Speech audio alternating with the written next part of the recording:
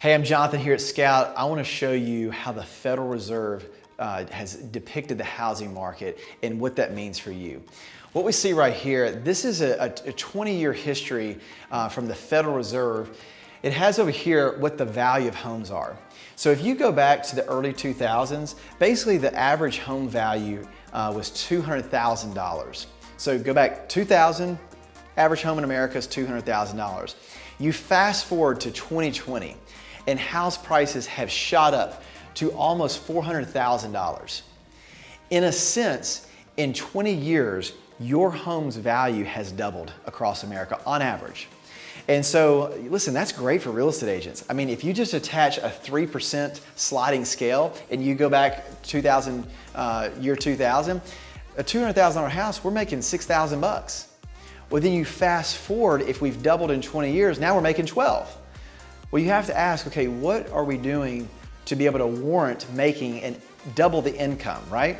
And so I've been doing this for 18 years. I went back and said, okay, what was I doing? We don't have to go back 20 years. Let's just go back to 2010. In 2010, the average home price, and even 2009, 10, 11, 12, we were somewhere blended around $260,000. In a sense, that $7,500-ish is what the average seller side commission was paying out, around $7,500.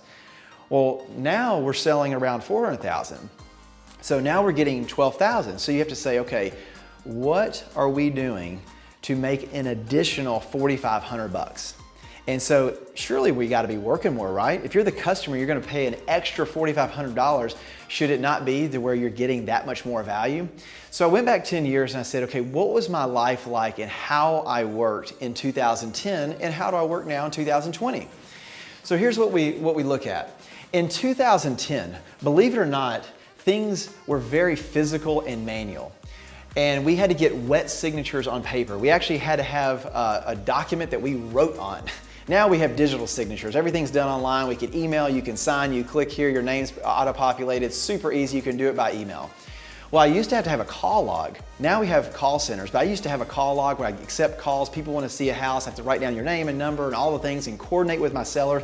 So I'm doing a lot of work. Now we pay $30 per listing to have a call center accept the calls and schedule the showings. $30, that's all it costs.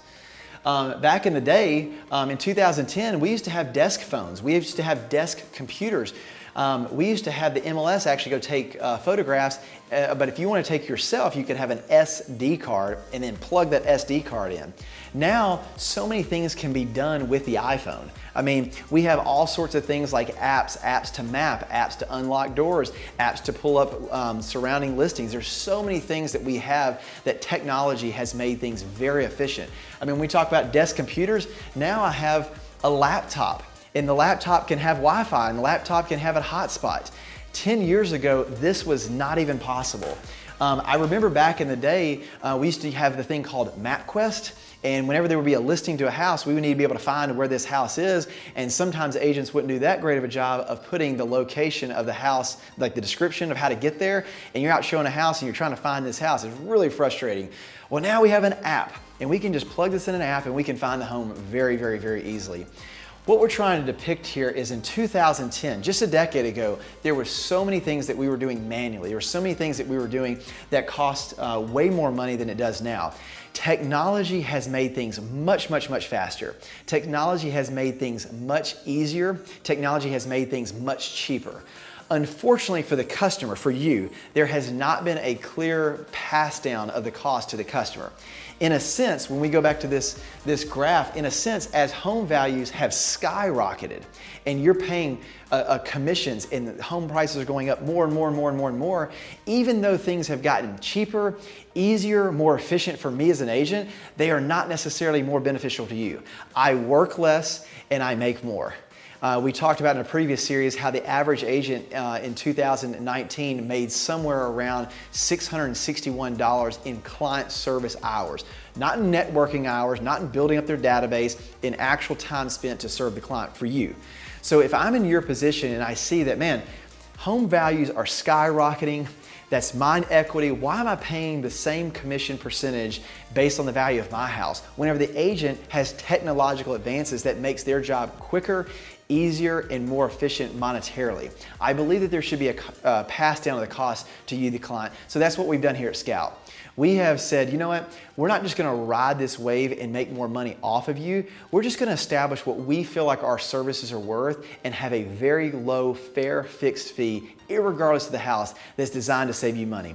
Our average client is saving around $10,000 when they work with Scout, and we cannot wait to serve you, to save you that amount of money. So if you're the beneficiary of being in a market that's been skyrocketed and your equity and your net worth has been building, don't allow agent community to erode your net worth. Don't allow a commission to take a portion of what you worked hard to build.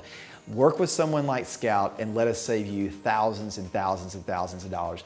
This is what the Federal Reserve had to put together. This is the dynamics in which you are experiencing whenever you sell your house. Be an informed seller, make decisions based on your best interest, and we know that you'll come out on the other side and come out ahead. So at Scout, it's all about win-win, and we hope that we can win for you.